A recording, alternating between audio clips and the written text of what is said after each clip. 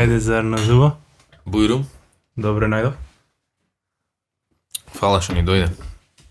Размислував како да почнеме Никола со тебе денеска. И преска бев докај едно другарче, докај Шникија нив ги убедувавме овде да дојде во подкастов и на крајов му рековме појче не ве каниме. Да. И често денојве, а и свесно и несвесно, приметив дека употребувам еден пример што за моментална ситуација и нешто поврзано за ментално здравје кај луѓето, а прочитав пред не многу одамна за исламски мистик, астролог, научник, метафизичар, филозоф и човек што се занимавал со медицина во тоа време. Ја мислам дека е 10-ти, почетокот на 11-ти век, тој период. Не е важно тоа. Да. Авицена му е латинското име. Јагни волк. Да. Значи знаеш за експеримент. Да. Експериментот е кај што човеков наблюдува луѓе и наблюдува дека, предпоставувам, тоа е во тоа време слој од населението подчинет или што работа под некоја константна пресија, под страф. И тој воочува дека луѓето што се константно под страф има полоша здравствена состојба во однос на некои други. И се тој сака тоа експериментално да го покажи и иди до идеја како да земи две овци од едно исто стадо во иста, да речем, здравствена состојба, ги зема и ги мести на две различни локации во кафес, ги сместува. Ги рани со иста количина храна, значи исти услови, ист третман, само што до едната овца мести уште еден кафес и во кафезов сместува волк. И наблюдува што се случува.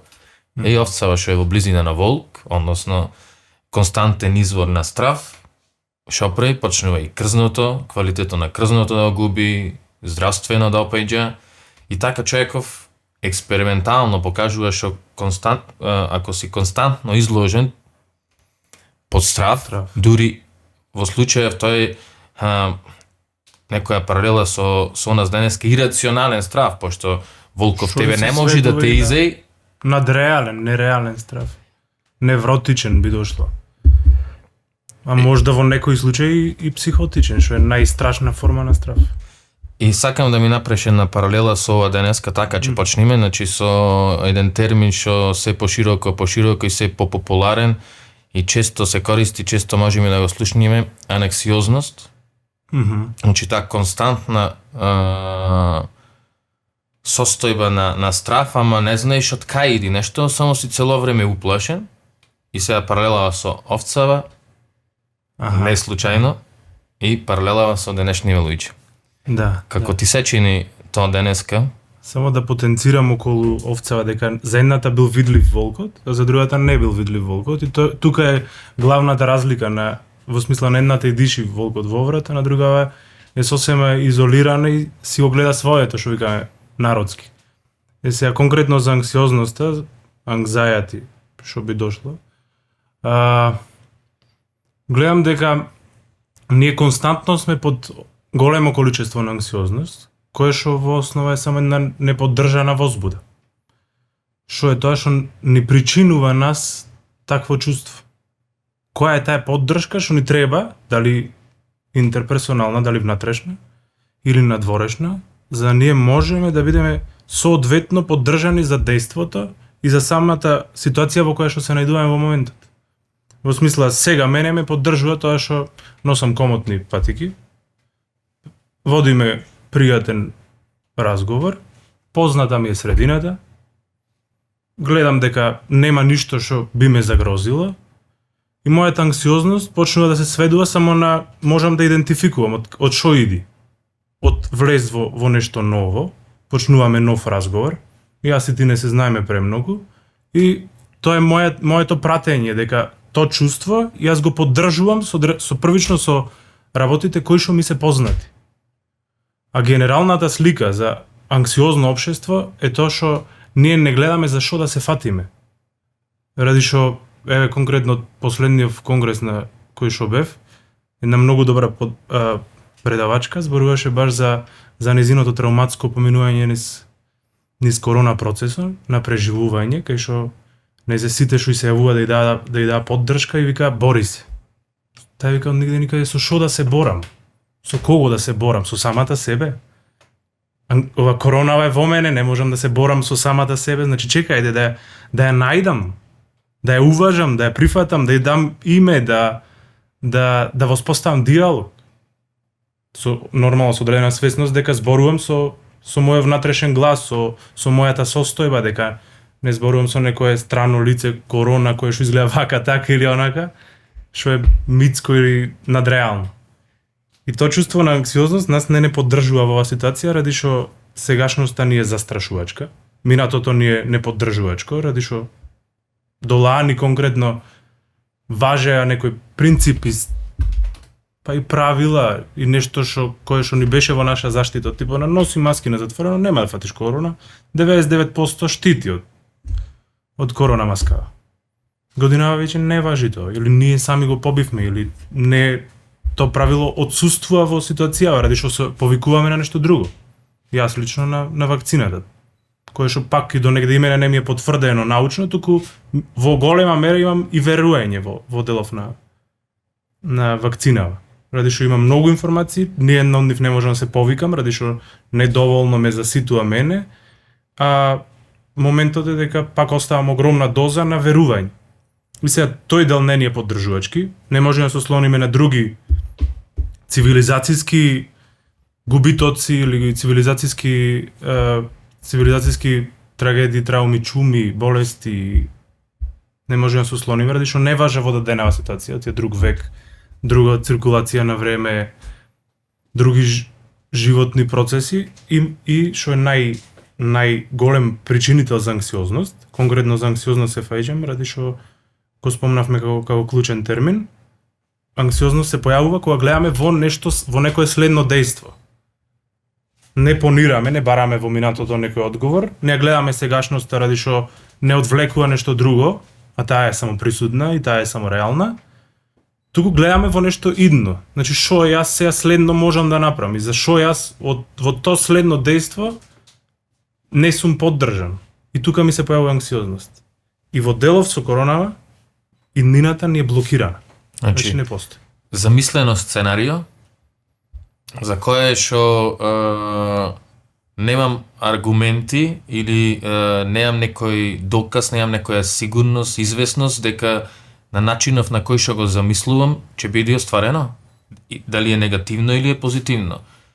Тоа сакаш да ми го кажеш дека тука е изворот на анксиозност? Тука е изворот на на таа константна состојба на страв, што тешко може човек да ја дефинира, тешко може да ја лоцира, ама може да ја осети. И може да ги види, да ги воочи последиците, кој што рековме кај овцата. Да. До некаде се сложувам, ради што сето тоа е пак замисла. Значи јас уште не сум почнал да додам по патов, а веќе го замислувам и тоа ми причинува анксиозност, тоа ми предизвикува немир, вознемиреност, неподдржана возбуда, затоа јас тоа го земам како најточно име за анксиозноста, неподдржана возбуда. Од типот на овцава која што го гледа волкот, има реална основа да биде анксиозна, има заштитничка функција, а ние стануваме анксиозни ради што нашите механизми на функционирање не важа во тука и сега, во овој момент. И јас морам да барам други, а сите сме многу малку отпорни на промена, ради што промената не потсеќа секогаш на смртта, на танатост, и ради што таа е најголемата промена за која што се спремаме во текот на цел живот. Ме разбираш, во која смисла го носам разговоров и сега кај што мене веќе тоа е и секоја криза на идентитет и секоја развојна криза стадиумски и кај деца и кај адолесценти, кај возрастен, се појава тој дел да тие механизми што важеле до вчера, денеска не важе. Јас морам да барам други механизми. Веќе маска платнена не ми одговара, ради што не ме заштити првиот пат, и се морам да барам маска медицинска или маска N95. тој нов механизам, дури не го најдам, дури не го вклопам во мојот личносен контекст, јас се до тогаш сум анксиозен. Инаку сум сигурен, кога ќе го најдам, сум сигурен, безбеден, заштитен и спремен да стојам првично на овие нозе, на здрави нозе, па за да можам да чекорам кај што сакам, кај што бирам. Сега ко спомна, кој ме праша дали ме разбираш на кај водам, ова го има во психоанализа, во нејзиниве почетоци, кај што посто теорија дека секој страф е всушност, ако го разложиш, низ психоанализа идеш дека е всушност страф од физичко исчезнување, страф од смрт. Ова сето се само варијанти од тој страф? Веројатно, да. Најдлабокиот страф и јас по тоа што знам е тој страф од смрт. Затоа го споредив танатост и веќе ако вртиме на психоанализа, Фројд прв прави директна поделба на ерост и танатост, на живот и смрт. Нели? И се нас тоа што не води кон живот, е сета таа поддршка што ја гледаме. Еве на шо и да се надоврзиме, нека е и музика, нека е и поезија, нека е и филм. Нас не води кон живот, ради што тука сме со цело наше битие. Кога креираме тоа, или кога го ствараме, или кога слушаме музика. Значи се предаваме на музиката, со тоа се предаваме на животот, ради што тие се убави сензации, ни лача убави хормони, за разлика од овцава која што е под цело време стресоген фактор, кај што и се лача непријатни хормони, неподдржувачки хормони, еве, по филозофски да го земам, и таа кај не се развива психосоматика. Значи директно, затоа е тој термин се појавува психосоматски. Значи директно тоа што го гледам афектира на мене на одредено ниво, некако, и ми прави да јас за да се заштитам да ја менувам кожата. Ради што мене ова кожа ми е тесна. Ради што па и нема болест што не е психосоматска. Значи паѓа имунитетот, се појавува болест. Не знам, можда доктори сигурно ќе ми замера за ова, али јас секош го гледам низ призбава моја. Можда не можам да гледам низ друга перспектива, можда немам доволно информација, но таа е мојава перспектива дека психава влијае на сомава. И дека сите болести се психосоматски болести. Баш. Често на негови предавања сум имал прилика никогаш во живо, нажалост, ама од еден угледен професор академик Владета Еротич, покоен е сега, тој често тоа го потенцирал на неговите предавања, дека после долгогодишно искуство, работа на терен со пациенти како психоаналитичар, како доктор, дека на крајов од неговиот професионален, работен и научен век, тој заклучува дека секоја болест е психосоматска, дека секоја болест прво се случува на ниво на психа. После ја имаме да ја регистрираме како физичко. Како нешто физичко. И физиолошко, да. Баш. Кај него е убав моментот што тој е и теолог, значи тој има и спиритуалност и духовност. И е во многу блиска нишка и особено кај вакви, да речем, абстрактни, екзактни науки кои што не се поврзани со фиксно се наука, како психологија, како психотерапијата, мора да го има и тој дело на спиритуалност, на духовност, за која не можам јас да се потправам на наука, да се потправам на спиритуалност. И кај него постои тој во огромна мера и затоа имам толку големи и убави објаснувања за многу човечки процеси. Значи не се однесување, не е behavior, не е мислење, не е когниција, туку е баш духовност, живење, тоа што нема форма, што нема материјал, не е материјално. И мене тој дел исто многу ми се допаѓа кај него, а да се вратам на темава дека е психосоматски, самиот вирус да го земиме, дека нас само во ситуација кај што ни паѓа имунитетов ради огромен страв, преплавено со страв, нашето тело се мобилизира за да се заштити во првото опуштање, кога чувствува некоја сигурност, некој подграундинг, се опушта и тогаш го напаѓа се што акумулирало за да се заштити. И овој страв за да се заштитам јас од опасноста што ми представува тука, што ми прети од волков, мене ми дава до толку многу да се мобилизирам, што ги трошам јас сите физички капацитети од мене, сега сум во улога на овца, во експериментов од Авицена, кај што јас толку многу се мобилизирам, што ми дава да се трошам и мора да се празнам од негде. Значи, кога не може духов да се празни, тоа ќе се празни телото, се исцелува. Станува цело. Како обична настинка, се сме заситени од одреден стил на живот. Секој ден пијам, секој ден пушам цигари, тело веќе му е премногу. Значи не може да го поднеси тоа и мора некако да се изфилтрира, да се испразни. Ако ја сам не сум го нашол механизмот или свесно не сум го нашол механизмот, тоаш самото тело го најдува, дава некој индикатор, подсетни. Гледај малку во тебе. Чекај, застани, чекај, не врзеј. Алармче.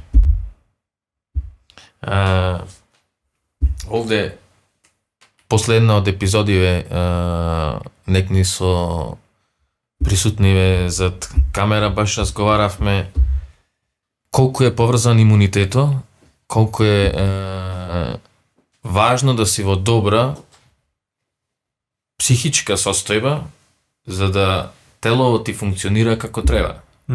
Значи ти не можеш тоа да го замаскираш. Не можеш да се смееш, не можеш да тренираш и да пиеш џумбир сако сабајле, ама ако имаш заглавен вртлок на негативни содржини во менталниот простор и тоа не го решаваш, тоа има поголема снага да ти го руинира имунитетов од многу, да речеме, сериозни штетни влијанија што идат надвор. Колку сме луѓе освесни за значењево на добрата психичка состојба, односно на добро ментално здравје, и колку сме свесни ние воопшто дека ако тука добро не се наштелуваме, после не можеме да очекуваме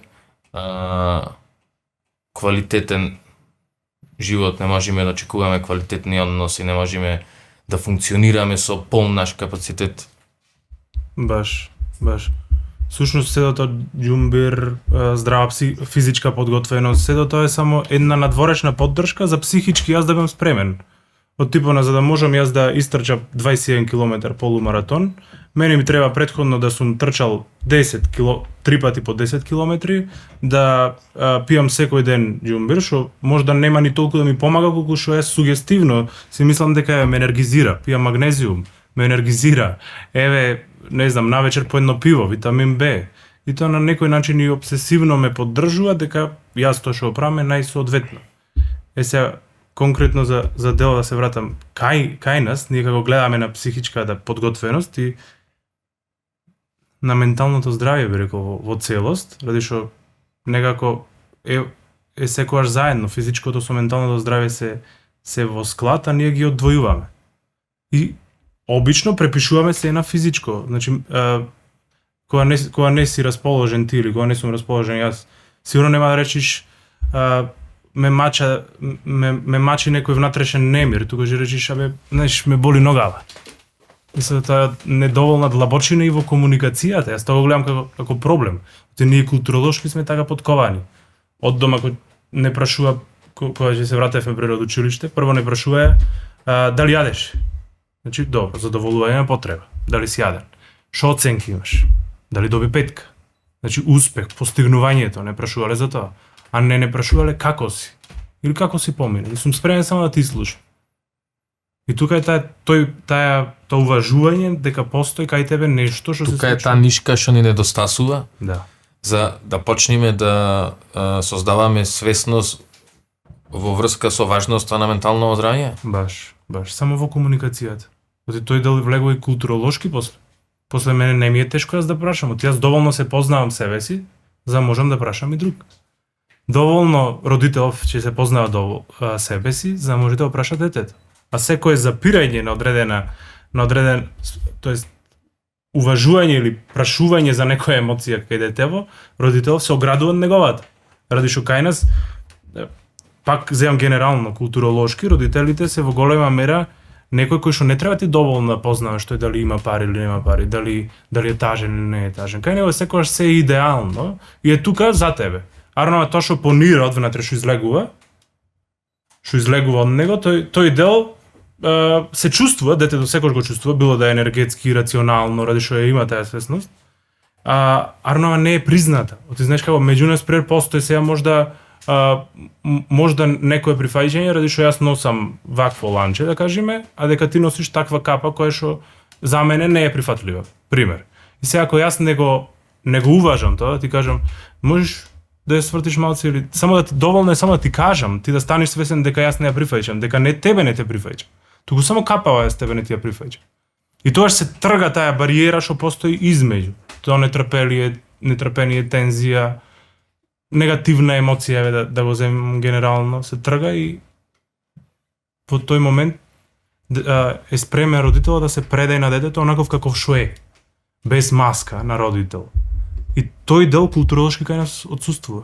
Еве, земи ти само да се начекаш со 90% со пријател, познаник некој. Еј, здраво, шо правиш? Така? Здраво. Еј, како е? Арно бе, арно. Еве, кај тебе како е? Толку, значи ние не навлегуваме. Шо има? Добро, еве, тоа е. Шо има топат? Значи нема е длабока комуникација. Површност е, тука гледам дека не го негуваме менталното здравје ради што не се плашиме да го спознаеме. Се плашиме да го спознаеме, ти мислиме дека е нешто апстрактно, нешто големо, едноставно тоа е само тоа што постои, да му дајме име. Да. Ова е вајде најточно, ти ние како не како психолози, јас како психотерапевт се зборувам од типот на кога иди клиент кај мене, значи јас само го артикулирам, објективно пробувам да гледам во него и да сум со него и да му го артикулирам тоа што му се случува. Значи тоа да стани свесен, од типот на не знам, возам пребрзо мотор и што ти недостасува? Ми недостасува возбуда, ми недостасува адреналин. И јас само му го артикулирам тој што го живее или тоа што го чувствува. И ништо повеќе од тоа.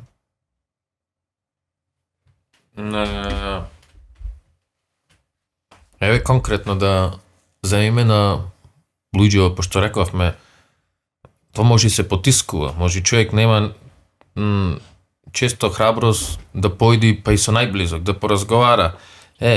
Имам некој стравој, чекај, некоја паника ме фати, што ќе правиме, како ќе правиме. Не ми беше баш најдобро, ама не можам да ја лоцирам причинава зошто. Значи не, сведоци сме, немаме кој што рече, немаме таков начин на комуникација, не негуваме таков начин. Градиме за нас една верзија така јака, силна, а всушност натре сме слаби. Значи го немаме тој момент, не сме свесни дека треба да го негуваме, ама го имаме проблемов. Знаеш како емоционално не сме достапни. Тоа е ради во малите општества, колективни, во кои што и ние уште сме, а одиме кон индивидуалност, е ради што мојата емоционална достапност може, ако ти ја дам тебе, може да афектира некако на мене. Ти да ми речеш, слабич. Свеќе што ти кај нас тој особено развојно, секој и ти може да се сетиш, дури бевме средношколци и основци, ако ти кажеш дека си вознемирен или не знам, или ако си повлечен, ти си тоаш слабич. А не дека си емоционално отворен или дека си емоционално достапен. И обично најемоционално интелигентните деца се тие што се отфрлани. Ради што тој ги дава емоциите, ради што не ги превел во когниција, не склопил околу нив некоја филозофија или некоја фантазија или нешто практично што може да го состави од сето тоа. Туку тој само си го пратил покретов натреш. Аха, добро, сега се чувствувам тажен. Кај нас се забране да си тажен. Што е најприродна емоција, најисцелувачка емоција е тагата. Ради што најголемо плакнење е плачењето. Ама пропуштена тага, така? Пропуштена, да. Не потисната. Така, да, баш. Пропуштена тага. Ти кај нас не е дозволено да плачеш. Особено кај мажите уште постои тој стереотип, дека ти маж си, не смеш да плачеш. Нема плачење. Ти мораш да бараш решенија. Уште има таа воинствена филозофија, спартанска, дека ако плачеш, ти немаш соодветно решение, не дека треба да се плачеш првин, па после да бараш решение. За нешто емоција, емоциите се ко, не знам, или ги пикаме под тепих, или под дипле, што викаме народски, или како топка за на плажа, голема, ја пикаме под вода и колку повеќе што ја пикаш, толку посилно избива. Може да замислиш што кажувам. Топка гумена, колку и да ја ставаме под земја, таа си прави притисок и избива наеднаш. И тоа се исто емоциите. И затоа емоциите се преведува во афекти. Ама Зато после тој врза шамар, не знам од кој врза шамар, пример, или тој искрши прозорец во таверна, не знам од кој искрши прозорец во таверна. Не само што ќе во даден момент што ќе се врати топкава и што ќе избие надвор од водава, дури над површина, ти за време траење на потискување, ти исто така трошиш огромна енергија за долу да ја чуваш. Значи таа енергија е исто енергија што може да те лекува. Таа енергија е таа што може да ти го оснажи имунитетов. Таа енергија што можеш да прочиташ некоја подобра книга, да научиш некое знаење, да развиеш некој однос, пошто за сите овие активности е потребна некоја енергија. Ама ти ако ја трошиш да ја држиш топкава, немаш неограничени неограничени ресурси на енергија. Сите ние имаме толку имаш енергија. Значи се како ќе ја изменаџираш. Овде имаш на два начини на два негативни начини на кои што нешто на крајов ти се враќа на неубав начин. Едното е дури трошиш да потискаш и после тоа е првата штета, втората е кој ти се врати потиснато. Баш. Енергијата сега ќе најде некој канал како ќе излезе. Знаеш, ние со цигара ја враќаме енергијата. Retroflexion, ја враќаме назад. Вовлекувам и сега тоа што ми иди да го кажам, јас не го кажувам, туку ја држам во мен. Тоа е само не најдување соодветен, според мене, начин како да ја канализирам таа енергија. Ако јас не сум спремен сега да ја пуштам емоцијата, сите се најдуваме во момент кај што не сме спремни и да истагуваме, и да обжалиме, и да да покажеме дека се чувствуваме лошо. Доволно е само да најдеме начинов на кој што не припрема за да ја изживееме емоцијата. Од типа на канал мене ми е првин да испланинарам, првин да извозам точак 30 км, па да се вратам, па да станам свесен за емоцијата и да се соочам со нези. Или дури сум таму, дури одам по патов. Знаеш, на класично не е целта таа што ја бркаме ние, туку патов што не гради за да стасаме до целта. Тоа е тој што е најпримамен и што не гради целосно наш и што не прави да сме тоа што сме. Истото и со емоција. Значи јас дури одам да таа емоција да ја изживем, да ја извам таму кај што се заглавила. Во тој пат јас можда ќе ја пуштам таа емоција. Можда ќе ја изразам на поинаков начин, можда ќе ја напишам. Секој израз е израз. Можда ќе ја представам дека дрвово плачеше за мене. Значи јас не сум сега во моментов. Арно гледам смола на дрвово кај што плачи и викам дека дрвово плачеше за мене. Значи тоа е таа чиста проекција што е за нас многу доходовна. Многу пак исцелувачка ќе речам. Ради што немаме капацитет да се сносиме. Сите сме на одредено место кај што одредени емоции не ни биле поддржувани. И или па не сме во моментов способни за да ги исплачиме, да ги живееме, да ги доживееме поточно. И затоа бараме механизми такви, преку израз. Чарево за ова што пробавме да го дефинираме малце, да го отсликаме. Чаре денеска човек што пример, некој еден лице сега не слуша и малце го инспирираме. Во тој момент се создава кај него поголема количина на свесност, може да препознај од ова јас и ти сега што го разговараме нешто кај себе, ама не знај како да тргне, да ги решава тие некои внатрешни конфликти. Како сега еден човек, видовме дека кај тој човек има потиснати емоции, има проблеми што тие потиснати емоции му ги создава на Чајков за да ги оствари сите негови потенцијали. Значи тоа го има. Чајков може баш во овој момент прв пат има свесност за нешто. Сега на кај да тргне? Компасов што да му биде на тој пат компас на тој таму некој човек. Так.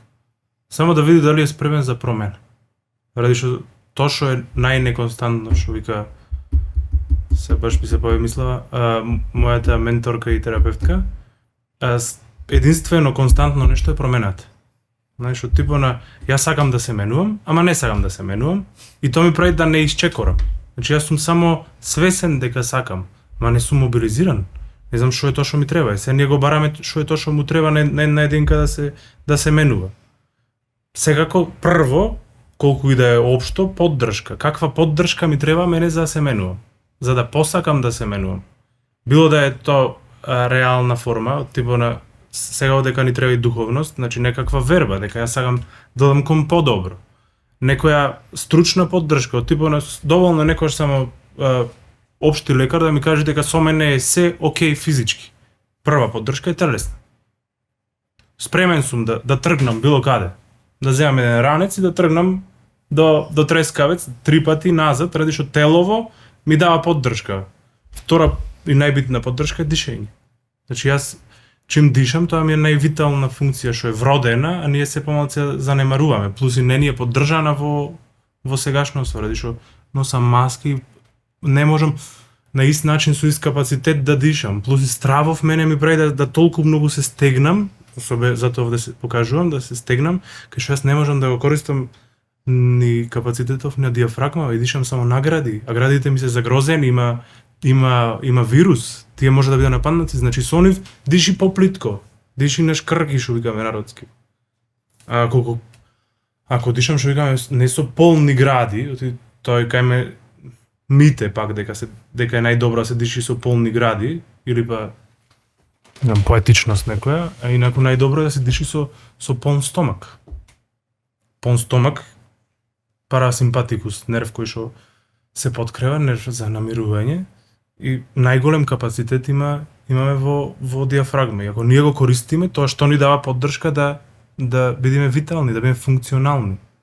Се ако еден човек ги најди првично внатрешните негови поддршки, надворешните или ќе се појава, тој парадоксално се менува се околу мене, или па доволно добро ќе знам како да побарам.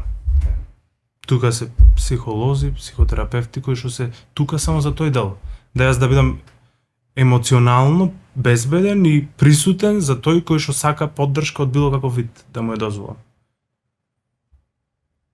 Што знаеш како во тој дел има и научна поддршка, не е само спиритуална, не е појди кај бајачка ти тај ти мени мајндсет.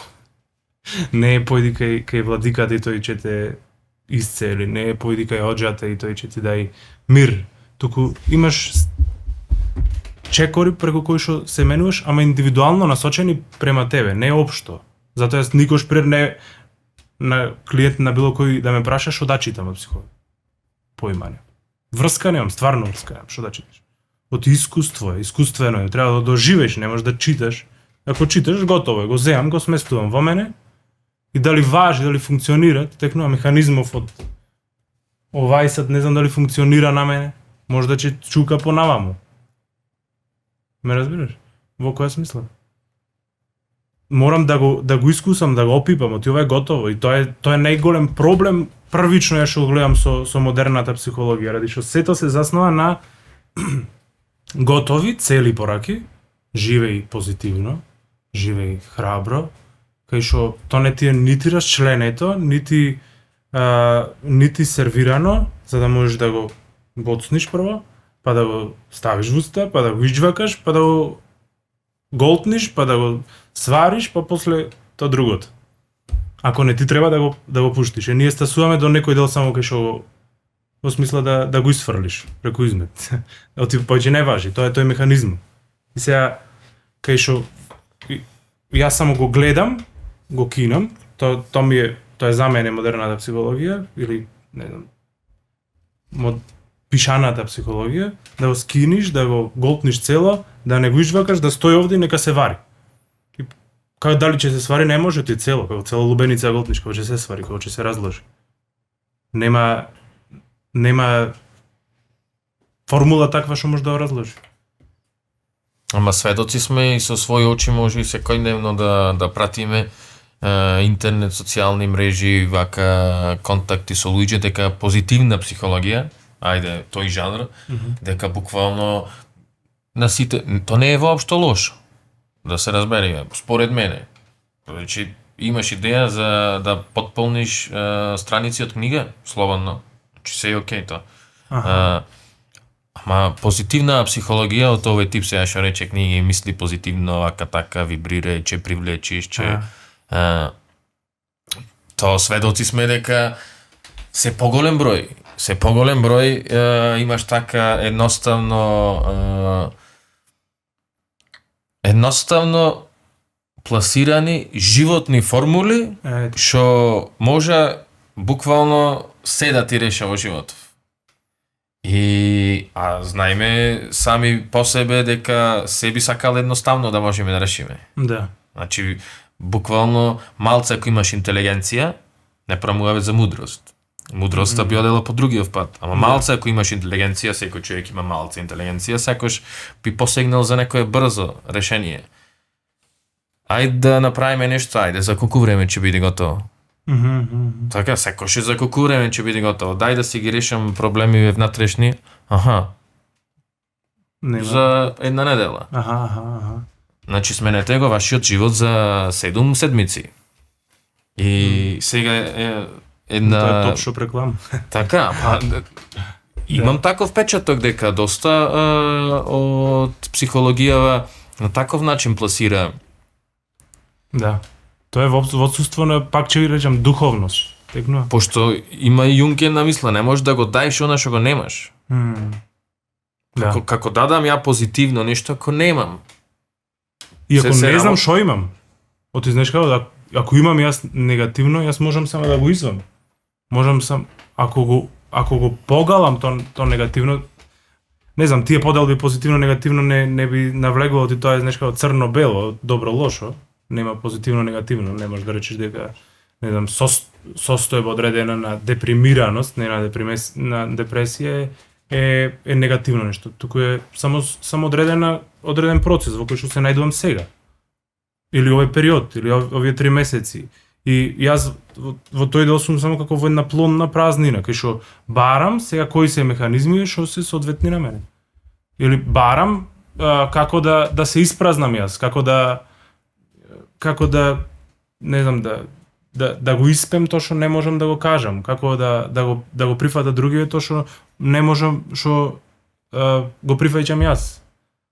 Или па не го прифаќам доволно. Па да го си го прифатам доволно тој дел кај мене.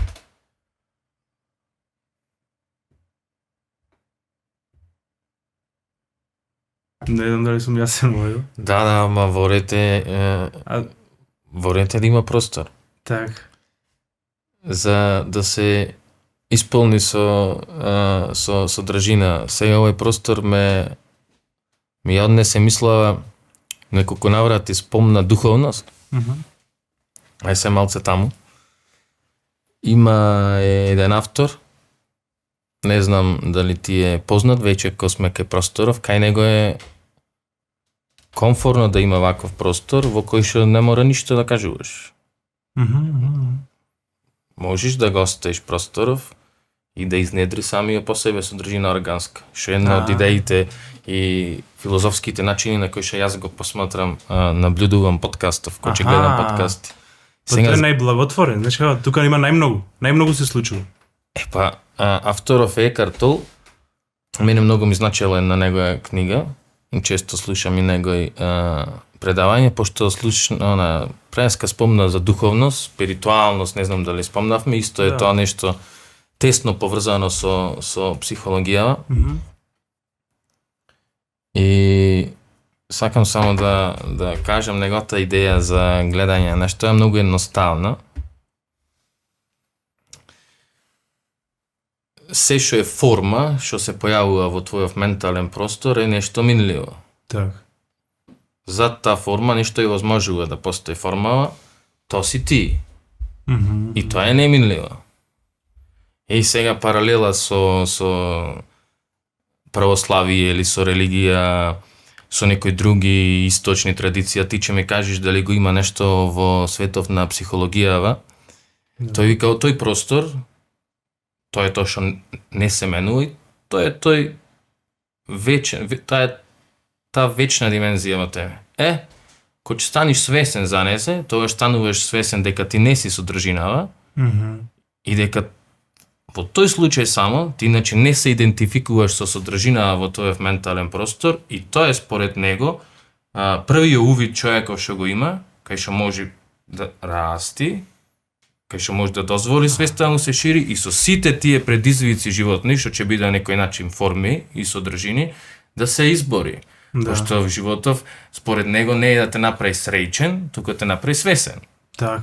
Како ќе те направи свесен, така што секогаш ќе имаш најразлични содржини со кои што ќе мораш да се избориш. Ама ти не си содржинава, туку ти си просторов. Ти си ова тишина што настане измеѓу мене и тебе. И сега ние ја потполнуваме со содржина, ама содржинава е менлива. Можеме да правиме сега за пиво, за згодни женски, ама кој прави Муамет, кој го создава? Да. Ова е картол и тоа е според мене човек што не мора да навлегувате, само можеш да го да му дај шанса, ако ти прија, окей, ако не, не, ама многу мудар човек. Да, многу ми се бендисува. И ќе ти пуштам и линкови, ќе ти предложам и некои книги. Сега овде се работи за себе спознавање и за да речам таа гранка од спиритуалноста имаме и то денеска сведоци сме дека многу луѓе трагаа по себе. Шо сум јас во есенција? Сега психологијава како наука што ни кажува за односов на содржиние, за односов на идентификација со што се идентификуваме. Како гледа таа на овие работи, на спиритуалност, пошто рековме духовност, кај би нашол место кај што се допира психологијава и духовноста? Тоа малце според тебе како би ни го представил? Многу бошо во начина со празнина, знаеш како со ова и јас го видов таа кратко интермецо на сред филм, текнува. И сега дека фокусов не може цело време да биде во филмов, ради што се презаситува и сите ние се презаситуваме понекогаш од нас. Ради што ако ринкаш, премногу ринкам, не живам, не можам да вклопам тоа нешто. Ако па премногу живам и сум слободумен и гаѓа ми е, да не речам другиот термин кој ме боли, тоаш па запоставувам други длабоки состојби од мене, тоаш запоставувам целокупното живење, не гледам крупната слика, само фигурирам како леп дечка форма. Баш ние сме тие што викаш и ти дека ја потполнуваме, или картол што вика, дека ја потполнуваме како честичка во лепдење, така?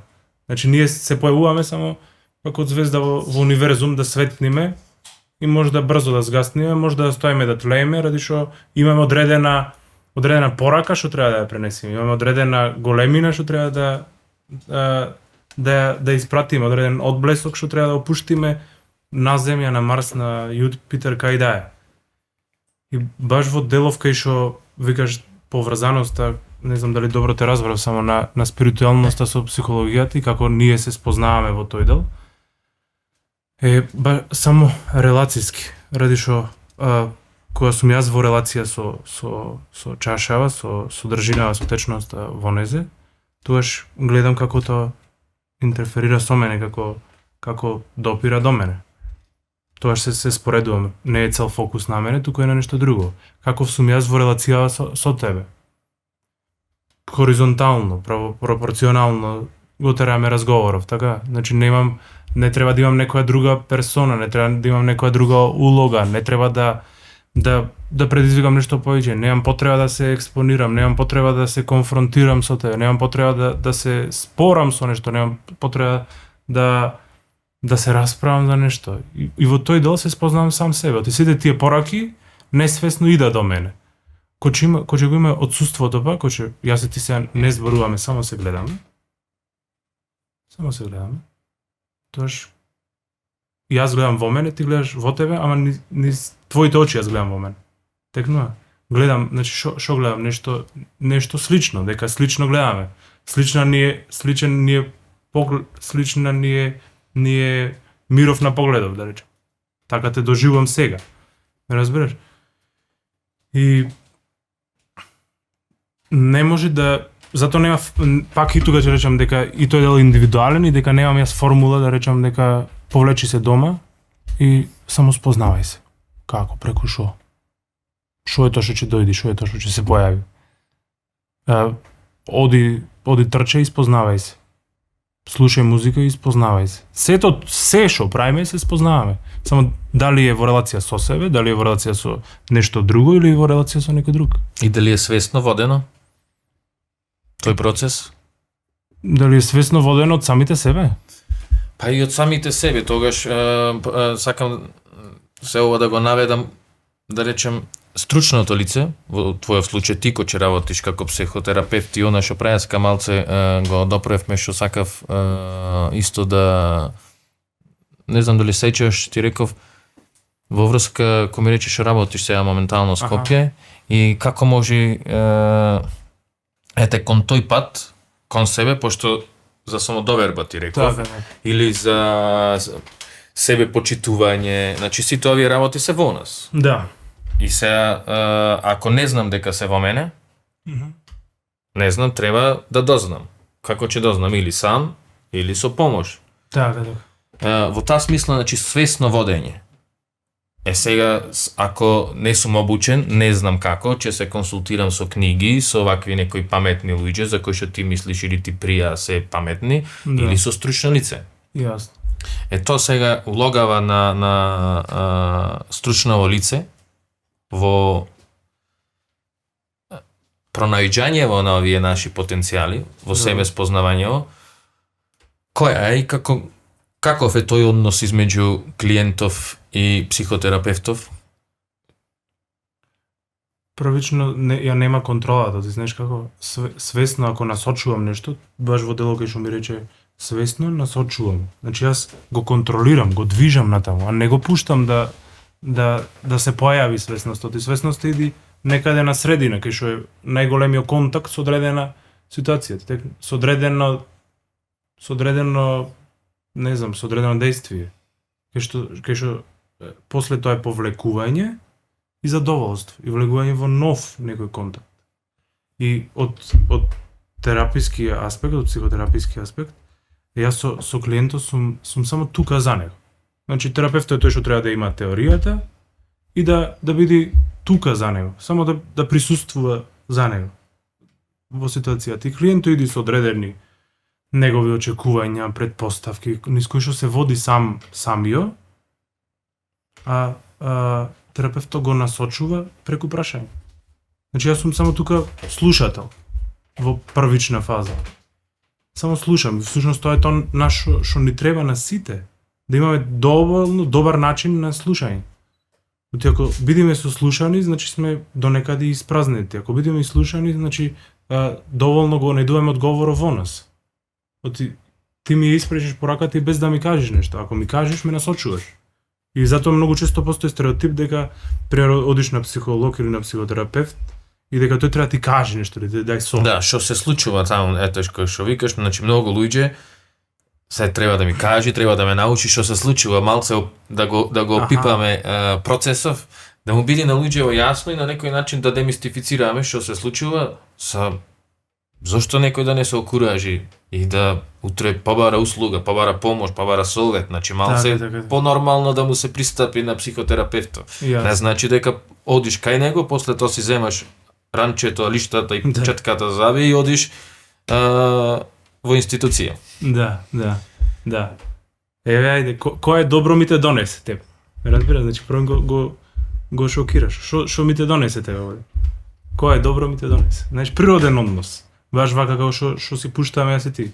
Оти јас сум човек и тој човек. Јас немам некоја возвишена слика дека сум божество, што најчесто ја замислува клиентите, кога ќе одиш да бараш помош, не дека за психотерапевтите постои тоа или за психолозите, туку барам помош и од тој што барам помош морам првично да му верувам за да можам да земам нешто, така? Морам да му се даме. Сега, кај психотерапевтиве тоа емоционално сме безбедни, пак ќе речам. Јас нема никако да афектирам на неговиот живот. Тој е некој си X персона таму за мене. И јас по етички кодекс не смем никако релацијски бидам поврзан, нити пријател, нити другар, нити да го знам од чаршија, нити да може да му е другар на другар, ама со граница дека овде сето тоа што го правиме овде и останува во доверба. И нигде одавде од собава кај што сме само јас и ти, нема нигде никогаш да излези. Ни по цена на живот, што би се рекло. И првото е тоа доверба. Значи јас клиентот да почувствува кај мене доверба дека може да ми се отвори. Да му се отвори за тоа што му се случува. Оти за мене тоа нешто може да не изгледа ни воопшто големо од моето искуство, од моето доживување, а за него да изгледа огромно. И него да му биде да го има тој отпор за да го положи тоа за да го кажи, само заради што него му изгледа големо. Тоа е првиот дел. А вториот дел е што нема формула дека јас одам по тој и тој принцип. Да, дека на почеток има одредено интервју за години кој те прати за чисто довербата, дека не е некој со криминално мие, не сам со таква работа. Да видам дали посетувал претходна психотераписка или психичка поддршка, дали земал негде, дали бил на психијатар, дали има диагноза, што се до тоа мене ми влие на процесов и на работава со него. За можам да ја знам позадината. Па колку члена во семејството се, кој како е, што е, и сето натаму е само кокреација. Ние можеме да направиме, да имаме цела средба и да се вртиме само околу една фигура, кога си ти пред микрофон, како се чувствуваш. Се него на секој клиент, тоа е детска проективна техника, што првично ја користам со деца, ама еве биди ти микрофонот. Или јас кога влегувам во групна психотерапија, и првично ние како психотерапевти, јас сум веќе 6 година во едукација, сега сум моментално под супервизија, кога влегувавме, првично мораше ние да поминиме низ процес на психотерапија, значи ние да бидеме клиенти, да имаме психотерапевт. Па за да можеме искуствено да осетам што значи тоа, па за да можам да влезам јас, инаку се нешто друго ќе средувам. Ова не е машина, јас да видам дека од мајсторо, јас сум Сачираков, да видам од мајсторов дека грамофонов се поправа вака и после јас да го поправам. Нема формула за тоа. Морам јас да го искусам, да влезам, малца бидам грамофонов, да осетам која е кај мечепка мајсторов, кај ме боли, која штрафче не штима, дали треба иглата се менува понекош. Метафорички се озборувам, мислам дека сум Јасно. И после тоа да се тргнам од страна и да бидам таа некоја колку што се може објективна реалност, низ субјективна призма, за да можам да чепкам во друг грамофон кој што тој пас има негова автентичност, тој не е од 1800 некоја, туку е од 1930-та, 40-та, 50-та година и си има сосема поинаква иглица, поголеми плочи може да стои на него, може нема капак, туку има прозирна фолија, прозирен поклопец и затоа тој процес, да речеме, и толку мистичен, толку табу, како што се сретнавме прв пат, ти што ми рече, ради што јас како терапевт никош не смем да зборувам дека ова и ова се случи на терапија, со никого. Можда со колегите имаме строга доверба со тој некој тесен круг, или со супервизорот, тој што сум под супервизија. Можам да кажам дека ова и ова се случи на терапија, без да кажам име, кој е, дека беше Далибор, пример. Не ни кажувам ни иницијали, туку само тој. 33 годишниот, пример, ми рече тоа и тоа. И затоа е толку и мистериозен процесов, ти не можеш да го расветлиш. И сите наши сликите што ги имаме или фантазијата што имаме за како изгледа еден психотераписки процес од телевизија, а го немаме во голема мера искуствено. И јас го немав, морам да признам, допред да седнам. Тим мене беше тоа замисла дека нашто ни се случува на факултет, ама јас тоа не го добив и таа е моја потреба, морав да си ја задоволам на некој друг начин. И друго е ко-креација.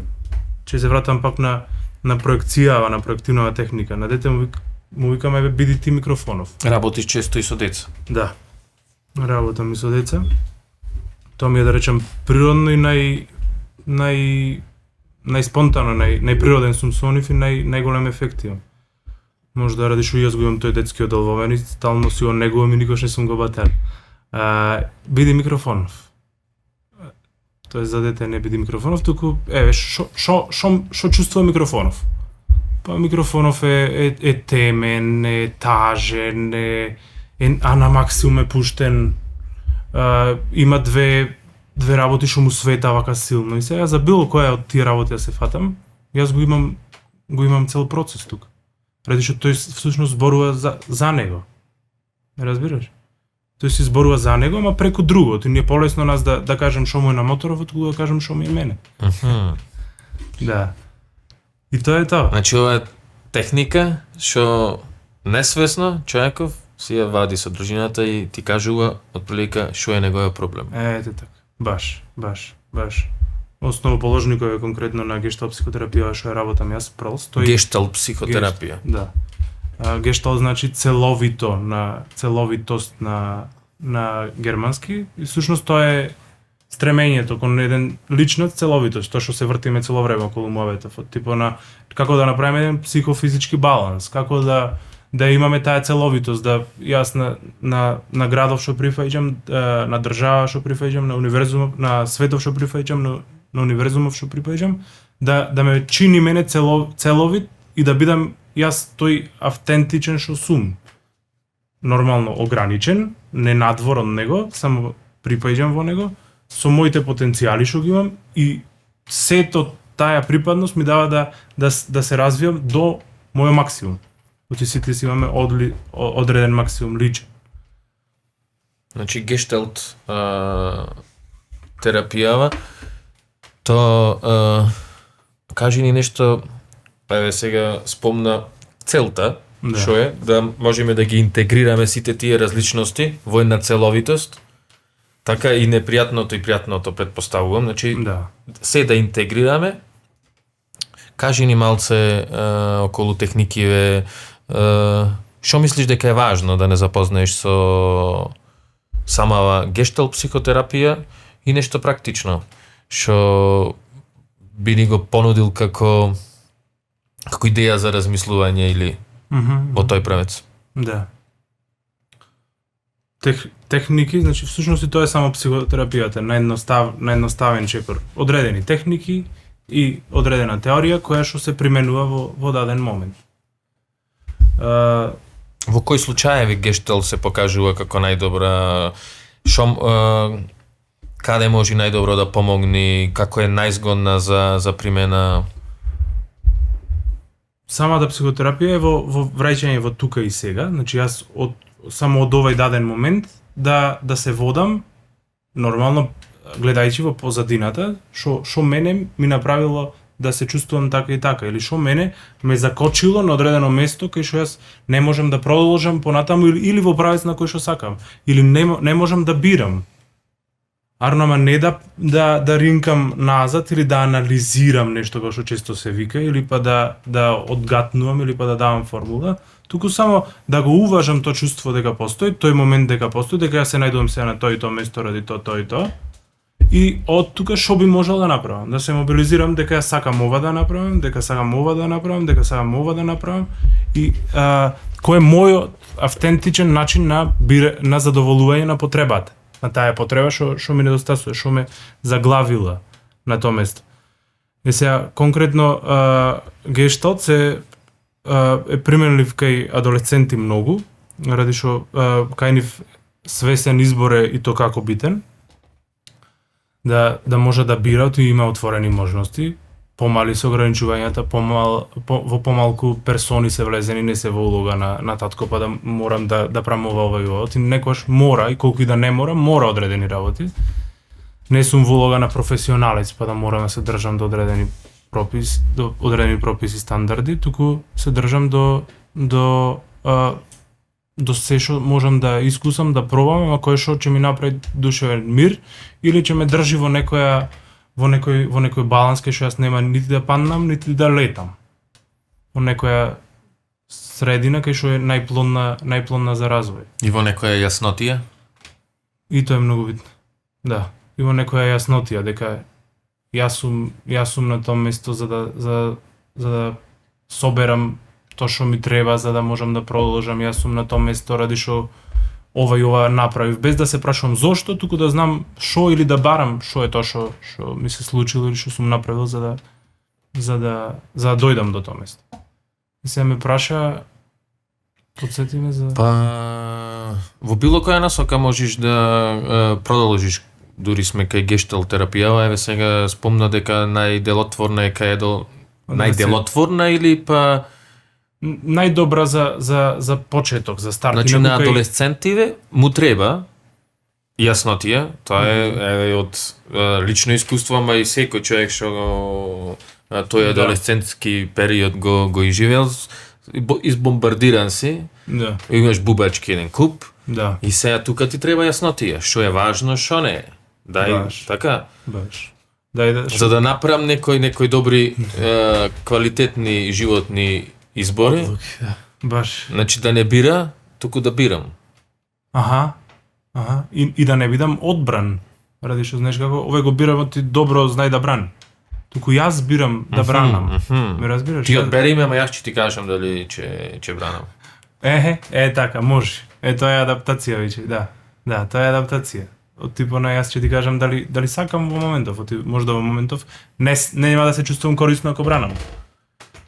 И баш во тој момент е најдобра ради што се најтанки границите, најпропустливи границите и тие граници што се пласирани од старите, немој да носиш кратки панталони, немој да се тетовираш, шо и да е. То ти препа едни дебели граници кои што многу или треба со фрустрација да ги пробиваш, а да видиш како што и адолесцентот ги пробива, со огромна фрустрација, со огромна бунтовност, со огромен револт, без само да помини низ нив, ради што него му се до некаде дозволени. Значи ти можеш да излезиш, не знам, 16 годишен момак или девојка, излегува можеш да излезеш, ама до 1 сат. Оти тоа е граница, после еден е премногу ризично, ти пребрзо се вози, ради што тоа завршува дискотеките, има пијани, може да падни шише, и е дозволена граница. Ама тој секој ќе сака повеќе, и самата тенденција е ние да сакаме повеќе, да ги рушиме границите. И во тоа е растоа. Оти ние духовните граници си ги рушиме со тоа што ги пробиваме. Со тоа што бараме нешто повисоко. Веќе стасав довде, или ако останам на тоа место, или се заситувам, или влегувам во меланхолија. И затоа барам нешто повеќе од тоа. Ова со адолесценти уште малце, да ни кажеш, имаш во пракса или твои колеги често случаеви кај што адолесценти се разбира со знаење на родители или со поддршка од страна, мора со поддршка од страна на родители да побара помош, да се обрата. Да. И хајде тоа е процентуално да не лицитираме, ама кои се некои проблеми со кои што се соочува тој свет? Еден од овие што рековме недоволно јаснотија, ама конкретно зашо најмногу се обраќа? Што се самодоверба, што сакам да правам во животот, значи кои се проблемиве со кои што ти се појавува? Ај да видиме со детево дали можеме да му помогнеме. Да. Најмногу во пракса, во моја лична, вајде и туѓата е тука негде, е баш со тој делот на избор, кај што детето што или уште сега мисли за чекај сега кај ќе се запишувам на факултет, чекај што ќе работам. Значи првиот екзистенционален момент кај што јас сега не можам целосно да припаѓам на домов и да бидам зависен. Туку јас се одвојувам како единка, всушност е адолесценто, веќе овие правила што важеа дома не важа. Кај врсниците или кај другарите секој си има негов правец и ниедно тие не е мое и сите се бара во ист момент и затоа јас морам да видам што е тоа што е мое. И прв пат кај адолесцент се појава прашање, чекај, дали сум јас тој што верував дека сум јас досега? Досега бев како привидно, бубрек во лој, не целосно, не се сите презаштитени, туку го земам како метафора некоја. Бев бубрек во лој, сега морам да се одвом, да видам јас дека сум само јас тој бубрегов, па да видам што ми треба, како да стасам до тоа што ми е потребно за да можам да продолжам да живеам. И се обраѓа најчесто за тој дел.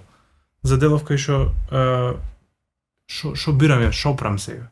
Сум само средношколец. Шо со тоа?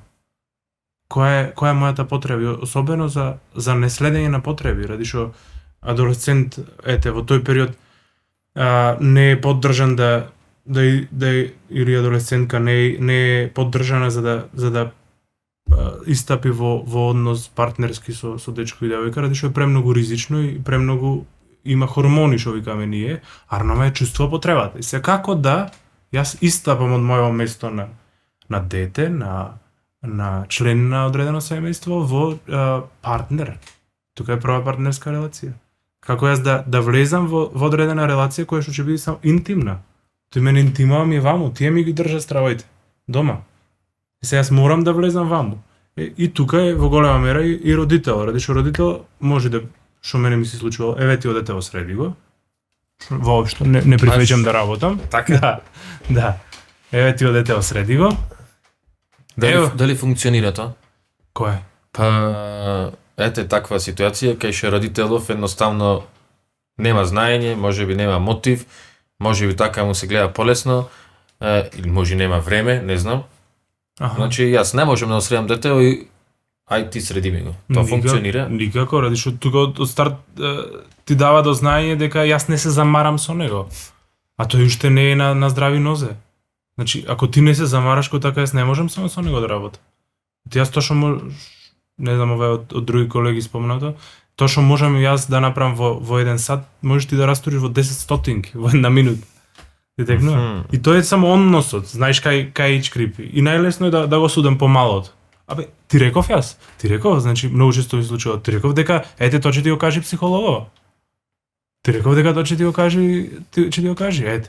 Чекајте, му викам застани. Ајде видам дали вака и дома разговарате, одма ги сведувам на релација, всушност диалог. Ова е случаеви на групна терапија?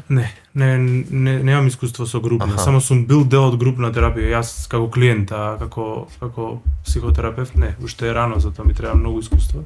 Ова е од индивидуално, до се со деца работам само индивидуално.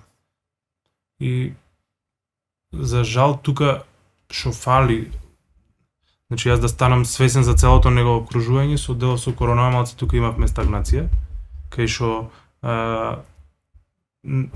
онлайн беше се, нели? И тука немаш целосна позадина како е постојан клиент, како разговара родител со дете немаш увид како клиентов во случајов адолесцентов седи во столчето, како се справува со неизвестност, дали се гризи, дали нешто обсесивно пробува да надомести, да тоа се важни показатели во процесов. Да. Сега скоро нешто што прочитав е дека што многу ми држи вода и што ќе си го земам здраво за готово. Понекогаш не слушај ги клиентите, само гледај ги. Знаеш, не делам на глувонем, дека јас не треба ништо да слушам содржинава, туку само да го гледам. И на телото се ни покажува, како со соматика што ни покажува. Има застој на емоција, таа мора да излезе од негде. Че излези од рак на желудникот и не е варел желудников како што треба. Че излези од повишен крвен притисок, кој јас сум држал цело време. Сум бил стегнат. Че излези од че излези од вишок килограми, ради што јас морам ова што не можам да го задоволам некако поинаку. Па сега јадам, пијам наеднаш, што ти не можам да го задоволам таа потреба што имам на одреден начин, туку морам поинаку ја компензирам, што се вика. Текнува со јадење.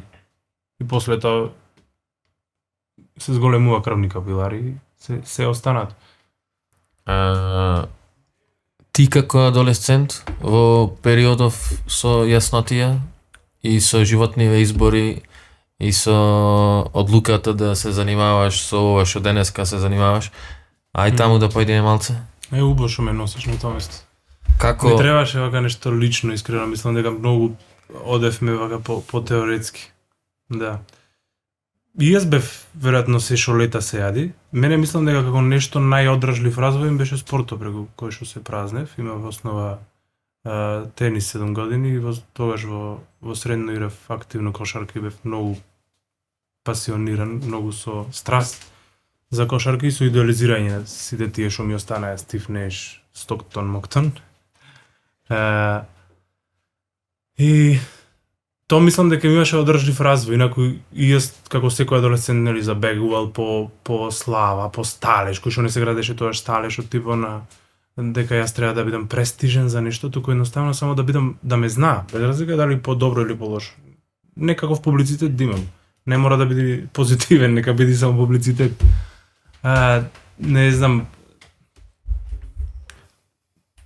да ми импресионира нешто што крајната цел во голема мера ми било освојување на некоја девојка.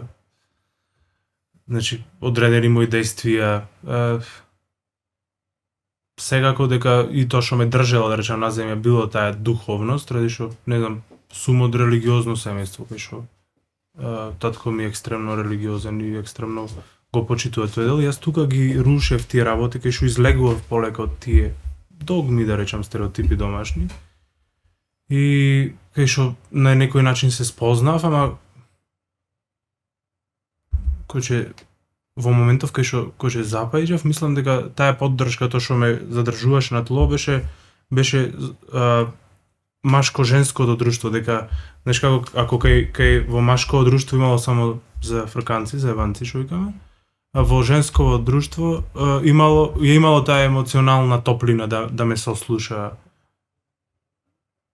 Секако и тука и многу ми предонесува, знаеш, тој делов тераписки што се начнувал кај мене, ради што сум растен дома со повеќе жени, со повеќе од женски пол, и имам сестра, што таа емоционална длабочина мене ми ја допринесла, ми ја дала, да речем, некој начин, или ми дозволила да се спознам релацијава со домашниве жени. Значи тука стануваш во таа атмосфера, стануваш ти свесен за внатрешниот свет. Да. Тоа е првиот увид дека постои еден неистражен предел во нас од кој што извира се она што е надворон. Нас правиме муавет за ме интересира како си доведен до идеја, чеке се, јас ова сакам да го истражувам, сакам да го учам, ме привлекува. До идеја како јас се запишав на психологија. Да. Мислам дека најзаслужно е некои ненадминати сепарации од типо на семејни трагедии кои што ми оставиле празнина да не можам да си објаснам од кај иде ова. Или знаеш, сите се прашуваме зошто ми се случува ова, или зошто мене ми се случува, тоа е егоцентричен дел кај никој не можеме да го изваиме, иако е формиран на 3-та година од развој кај детето, егоцентризам, и треба да се искорени со текот на живењето, ти не се врти цел свет околу мене. Има и нешто друго, и многу други, и сите сме дел од некоја генерална судбина, и сите сме засегнати од една таа судбина што се случила, ама не е дека се случува само на мене. И сега во тој дел, кај што јас не може да си најдам објаснување за сите тие работи, а и може да не сум ги барал на соодветен начин, не дошле до мене, јас ја почувствував таа празнина што не ми ја објаснива, знаеш, за спознавање од кај идат тие работи кои што не можам нити научно да ги објаснам, нити па духовно да ги објаснам или да ги ублажам, ради што поривов мене ми е уште младешки во тој момент, ти кажувам, пред да се запишам. И негде подсвесно јас чувствував дека во текот на целото моје живење, за сите луѓе кои што биле во страдање, што сум бил тука како жртва, без разлика тоа дали не дошло од мене, можда во одредена мера ми било даено, дека ти си таков, знаеш, на деца да ние мали му даваме. Ова е ти си многу добар. Тоа е најопшто нешто, видиш, ти си многу силен. Зашо силен? Значи не се уважува постапката или одредено действие, туку се генерализира се. Ти си многу добар, и се тој е многу добар, и се тој треба да слуша. Тој е тука толку пријатен, харизматичен, а тој дека се троши, никој го занемарува, јас сум ја немал таа свесност. И во дело кај што јас ќе се потрошев, слушајќи или бивајќи тука за другиот, јас тука се најдува во чорсокак. Знаеш, јас можам целосно тука за тебе да пратам дека ти немаш доволно течност, да пратам дека тебе ти е далеко микрофонов, арнома јас ја немам свесноста дека јас сум премногу блиску до микрофонов. И оти сум премногу блиску, јас се джишнувам и после не знам како да се соберамо, ти не можам... Че мене ми помогна, ама тебе кој ќе ти помогне? Ти така. Да. И тука беше потрага кај што јас стасувам до ситуацијава да несвесно. Морам цело време тврдам дека јас се запишав несвесно на психологија, ради што не знам, длабоко во мене сакав, ради што другиве работи кои што ги посакував беа затворени на еден начин. И ова ми беше најотворена можност и многу мои блиски другарки се запишуваа на тој дел и замислата ми беше таква дека не знам дека ќе се случува некои големи работи на психологија, така влегов. Аха, замисла дека ќе се случува големи работи. Ова звучи ветувачки. Како емоционално дека ќе ринкаме, значи ние одиме таму и човеков е како пред лоботомија отворен мозоков цел и ние се чепкаме во мозоков, знаеш, ти се враќам сега на место во средно кога сум размислувал. А иако немаше врска со тоа. Врска немаше со тој дел. Сами академски студии. И дека ние таму ќе видиме толку многу добро сослушувани, дека дел од професорите нас ќе ни помогна, дека дел од професорите нас ќе насочува и кариерно и екзистенционално, да речам, и личносно. Се случи само на 2 предмети имаме такво нешто, другото да биде само наука, статистика. Не знам, помалку. Значи очекуваше големи работи? Така. Те дочека?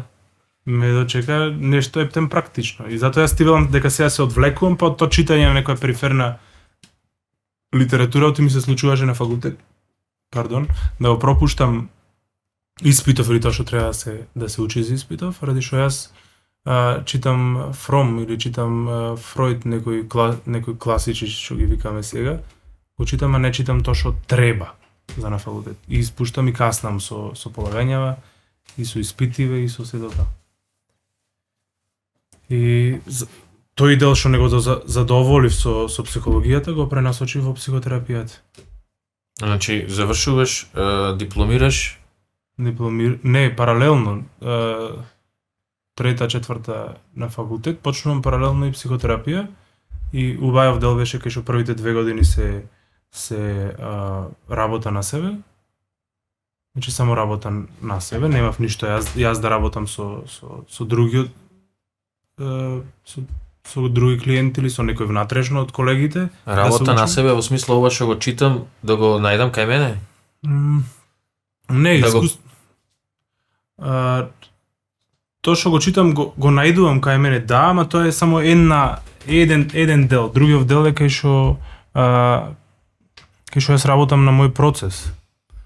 Терапевтот ми се отвара процес во групата, еден се пројавува или стапува. Јас сам да работам за тоа што не знам, се скарав со женската и се тој работи, а и јас се најдувам во тој дел, ако не сум во сега, најдувам во момент кај што сум бил скаран со женската и преку тоа јас отварам процес кај мене, ама не ми е актуелен и само го затворам и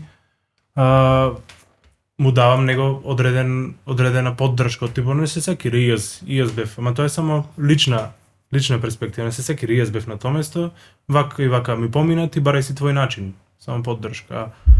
Во делов кај што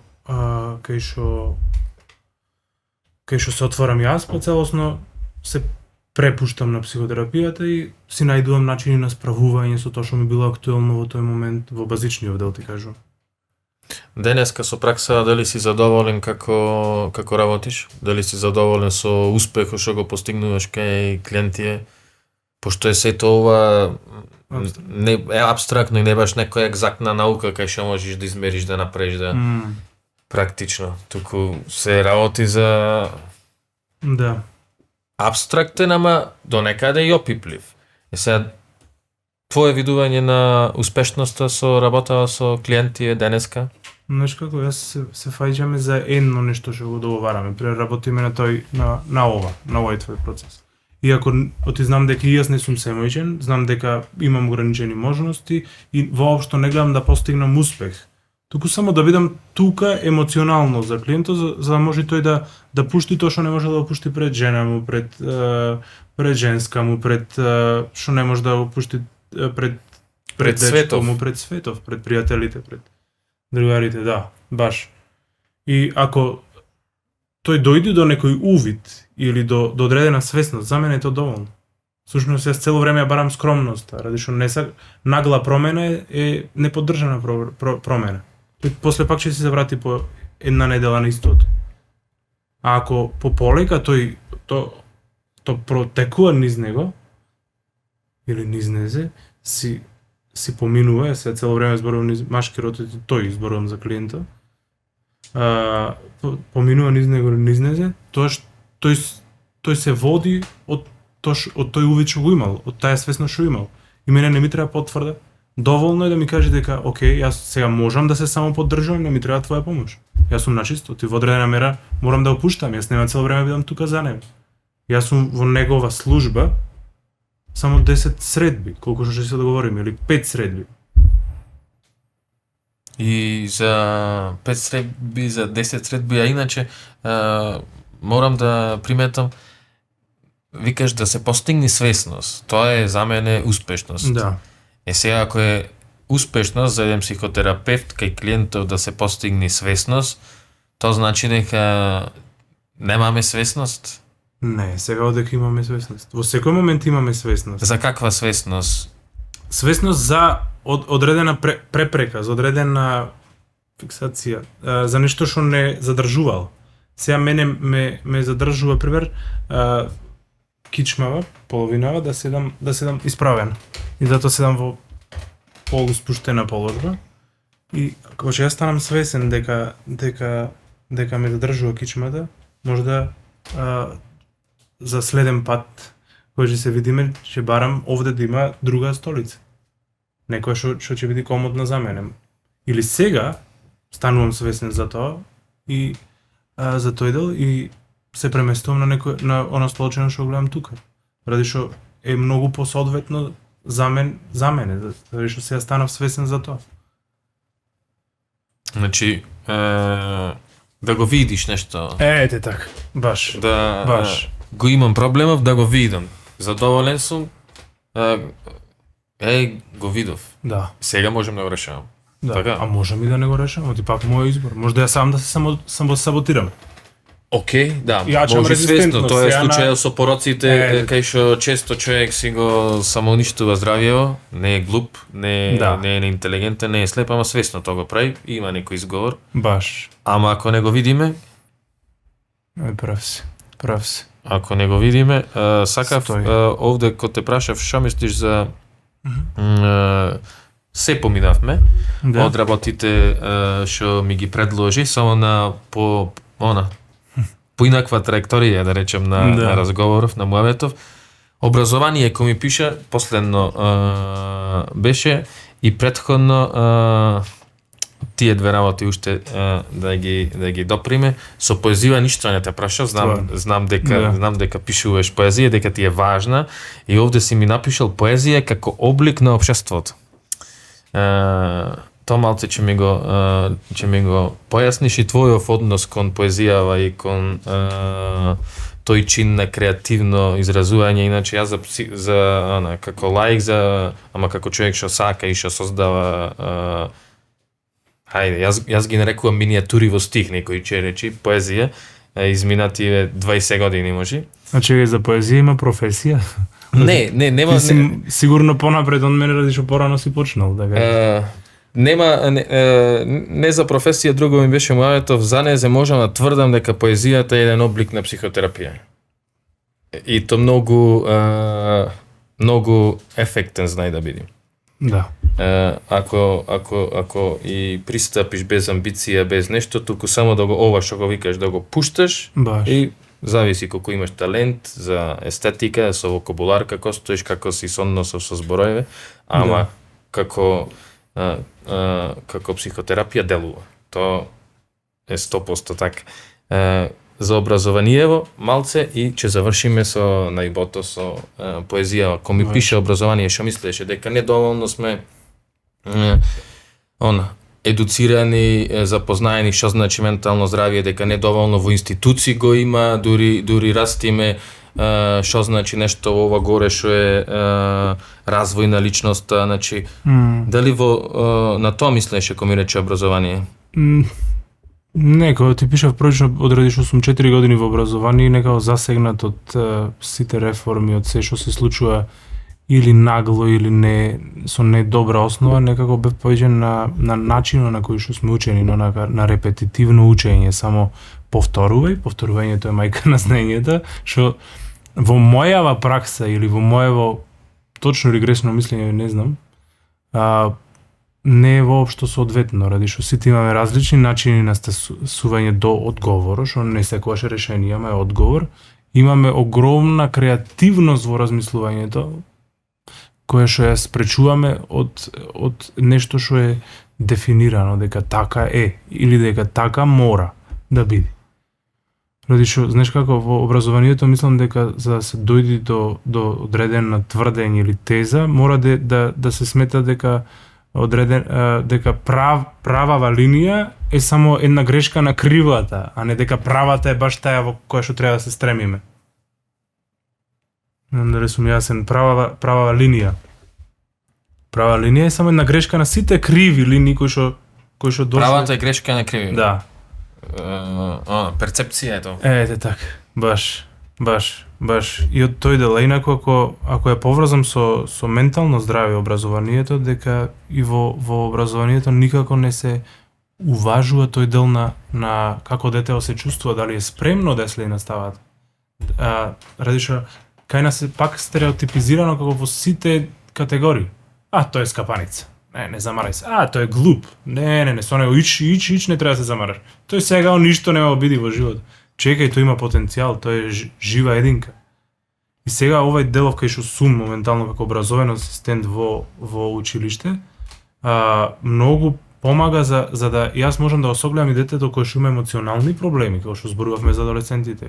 Како да го согледам и делов кој што на детето родителите му се разведува и тој мора да поминува низ одредена емоционална состојба која што не е прифатлива за него и која што му го одвлекува фокусот и вниманието. Ради што за него е тоа сигурно на некој начин големо. Или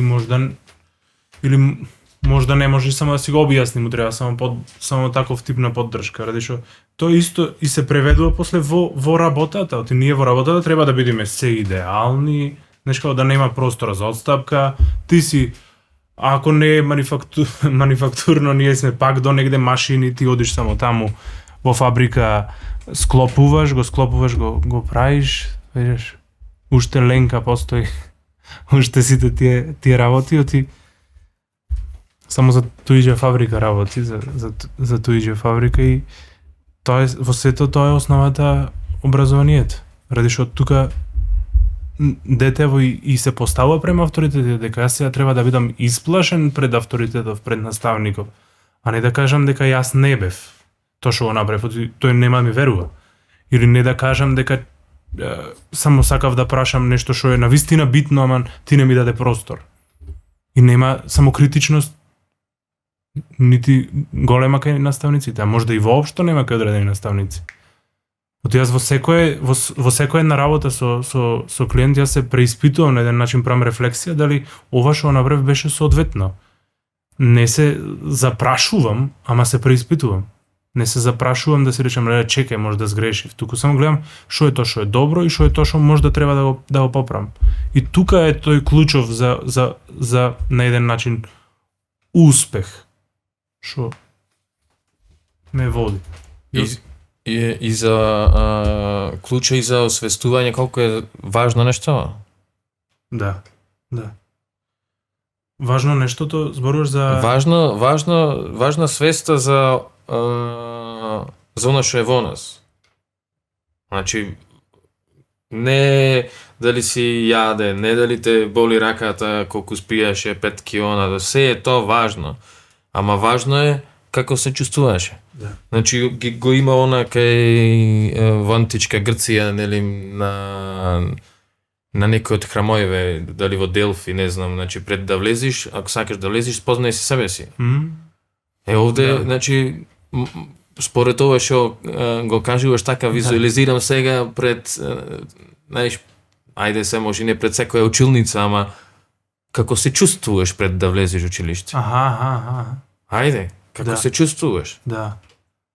Кажи си со другаров како се чувствуваш, па може ко ќе види дека деца меѓу себе доста разговара како се чувствува, па може че сакаме и ние да слушнеме како Да. се чувствува. А ако слушнеме како се чувствува, па може малце и поквалитетен однос ќе имаме со нив. Да. Важно е како се чувствуваш, одлично искуство, секој може некош си дете и тие сега прамуваме таму за политика, ти усвари таму редиш карти, некој што треба кујчичка да му биде некој Бетмен твој, ама не ти не можеш се убаво да ги наредиш, ти пајđа и се одиш, бараш помош, море, мене ми треба да се градам свет за Бетменов мој. Никој не те слуша. Да. Ти А може во да тој тебе ти е момент- небитното тоа нешто што се не, случува во му е твојот свет. небитното та размена што има во тој момент и нека му е небитното, мене ми е небитното да направам уба кујчарка за Бетменов мој. Да. Оти ќе го напаѓам со Джокеров и се сакам да сценарио убаво да ми биде. Да. Никој неќе да ме слушне. Ја му одам и као остаеме се таму. Да, ти си небитен, Се- да ти кажу, или мал си. Така? Тоа е. Ама јас Ако сум мал, ама- тоа значи не постом. Така е кај нас. Тоа си Многу е често корелација со мојата големина, мојот тогашен проблем и неќе Да. никој да ме слушне. Да. Баш и со само до тоа И кој ќе како да не оставам простор, пишувам јас- поезија после. Така е, како да не пишувам поезија после. Да. И имаш тоа што треба да сршта. Не може да не пишуваш. Знаеш како? Баш во тој дел ако јас сум доволно емоционално отворен за детето или за во училишниот процес, тоа што ќе ми каже дали му е задоволена потребата или која нема што да се замарам, јас му верувам него. Те текнува. Ако јас остам простор да ме праша тој што сака, ама не тоа што сакам, ти многу често ние представуваме прашања, за ни одговара тоа ние што сакаме, туку тој што сака. Сакам да прашам, може да појдам да си земам вода? Може, слободно. А не, сега гледај, јас сакам да прашаш нешто друго, а ти прашуваш за најглупото нешто вода. Па како да не прашува, тоа е потреба. И после нормално е, оти тоа е цел ден едно домино. Нормално е после родителот да праша, чекај, ти се напи вода? Оти можете на училиште му било забрането тој да се напија вода ако тој сака. Оти него му било забрането да појди во веце и тој се стегал. И после тој се научил за се да се стега и тој значи не може да дојде чувствата наред оти не се задоволени потребите. Оти јас за да стасам до чувство морам првин да видам потребата. Што е моја потреба? Моја потреба е првично базична потреба да се напијам. Оти ми е сува устава, оти сум жеден, оти храна што се вари ми бара течност, ми бара вода. И тек после јас да мислам на нешто друго или па нешто трето или па да мислам како ја се чувствувам. Оти во 90% од нашиве живење овде кои што цело време се под некакво робство или под некаква експанзија и културолошка и општествена најмногу екзистенционална, ние заради тоа не можеме да се воздигнеме, ради што цело време со екзистенционални проблеми решаваме. Како да го отплатам кредитот, како да го школувам детето, како да најдам работа во свет кој што има премногу работи, кој што не ни мора јас да барам работа, туку можам да правам работа, и ние решаваме цело време екзистенционални проблеми и заради тоа не можеме да гледаме во култура или во есенцијални работи. Добро, не можеме, ама че имаме уба мисла за војднина. Тоа сега не идуваме простор, не идуваме дупка, така. ама ни треба стимуланс некаков, понекогаш, за жал. Стимуланс, поезија како стимуланс во животот. Тоа е најголем стимуланс. За мене во последно време, Што да. преш ти со поезија, што прета со тебе? Јас шопрам само ја пуштам, знаеш како? Ради што кога ќе го заморам мозоков, ја го пуштам во поезија, кога ќе заморам душава, ја празнам преку поезија. Таа што прави со мене само ме чуди, ме понекош ме плаши, понекош ме воодушевува, понекош ме расти, ме воздигнува, ради што сето тоа е ради што јас го положувам на незем. Дека се гледам во голема мера јас што сум извал, што сум пуштил, што сум дал. Анализираш што си напишал? Во афект пишуваш? Да, најчесто во афект, без разлика дали е лутина или тага или возбуда или најчесто е возбуда, затоа што знаеш како за да бидам јас целосно жив и да бидам целосно присутен во едно нешто што го има што го имам во поезијата и што го има секој во поезијата, веројатно и ти, мораш да бидиш да ти даде доволно возбуда, дека јас фаќам живот тука. Дека оставам нешто што ќе трае, од тоа израз, знаеш како што фреските порано биле израз ликовен. Ти не може ли ти да нацрта Мона Лиза, туку црта нешто што некое символичко значење што му се случувало в глава. И сега цртам јас Возвишенова. Го цртам Светецов. Го цртам Рајов. И таа е висока форма, кај што ние ја креаме, јас ја креам да речем со поезијата, моето идеална слика за светов, за општеството, ја креам со поезијата. Јас не можам да ја доживам, не можам да ја створам, знам дека сум ограничен, знам дека не можам да афектирам премногу на целото живење. Прво, не сакам моќ, второ, не имам моќ, и трето, не зависи целосно од мене, туку и многу други треба да дојде околу мене за да го менуваме се до тоа што го менуваме. И преку поезија е тоа побезбедно, полесно. Возможно. И тука ја дава мојата генерална, мислам, објективна свесност, ако можеме така да речеме, мојата субјективна свесност и некоја општа вистина барам преку тоа што сум го доживеал или преку тоа што сум го видел во некого, во нешто, во себе. Инспирацијата е натре најчесто. Што те иницира на прв стих? И колку често се случува да седнеш и да напишеш нешто? Најчесто тежината, знаеш, како че сум преработен, кај што немам повеќе капацитети никако да се справувам со умор, со испразнетоста од дено, со седото што сум го видел или слушнал, го пуштам во поезијата или со мачнината во најрано станување од 6 сато се. Или со заглавување вечер, станување рано и сега јас морам за да се вратам некако, да се вратам преку нешто што до негде и рационално. Јас рационално можам да се речам, да, малку спиев. Да, малку вода пиев. Да, малку, не знам, се забавував. Тегнува, се смемоти, веќе влегов во некоја слободна поетичност, тегнува. Ама делува се ова многу интересно што значи делува да ме врати. Да. А претходно ти текнува дека јас реков делува. Ја не знам како делува, ама делува. Да. Скроз. Тоа е интересно, ти вадиш нешто од себе, значи даваш нешто од себе, поиќе имаш. Шо, правам простор, изгледа правам простор за од неко место кај што иди протоков, да може се фазла да тече. Да. Сега, знаеш како, ми го објаснива како буквално психолог така, на клиентот. Јас тоа го имам. Сега во моментов тоа се случува во мене внатрешно. Ама немав зборови да го артикулирам, да го опишам. Сега ти го механизмов. Со значи вајаш, боиш со зборови моментално. Тоа што сакам јас да го кажам, ти го кажуваш со зборови. Тоа што не можам јас да го објаснам, ти ми го објаснуваш со тоа што си го согледал и од мене. Ама ти ме инспирираш? Од кај тебе иде иницијално, за кај мене да добија форма. Иначе да го нема иницијално, формава, шо? Не би ни формава само че лепди, ние ќе занемариме, ќе помини и ќе излези низ пенџери и ќе се појави некоја друга форма за која ќе се фатиме. Ова е добар символичен крај што би представувала однос клиент-психотерапевт, значи интеракција. Не напредува едниот, не назадува едниот, или значи интеракција. Да, размена. Само контакт, комуникација и затоа ние сме сите толку желни за комуникацијата. Ние комуницираме во многу форми. Во многу форми комуницираме. Ние комуницираме преку поезија. Ти ме запознаваш мене преку поезија, јас те запознавам тебе преку поезија. И јас го запознавам свето преку поезија. Не тој ме запознава мене, јас го запознавам свето. Јас го запознав свето преку поезијата од Раци. Ме разбираш?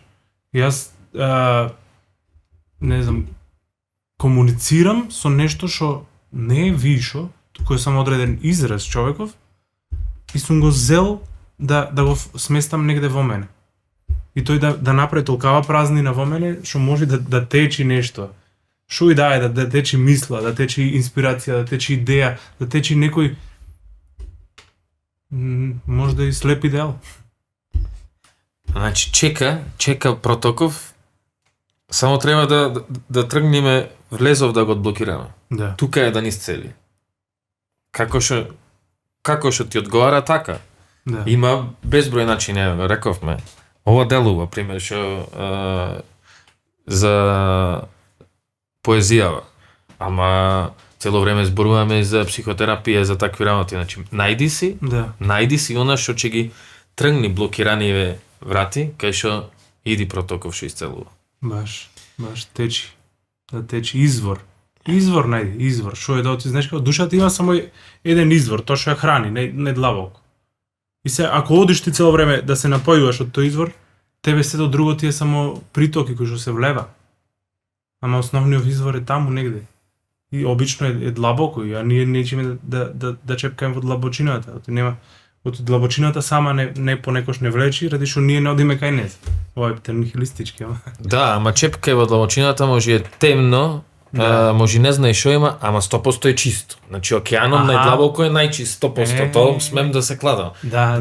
Значи нема шансе да се што фрламе, значи долу не оди, долу е најчисто. Да, баш. Ама е најтемно, може и најнепознато, ама е 100% најчисто.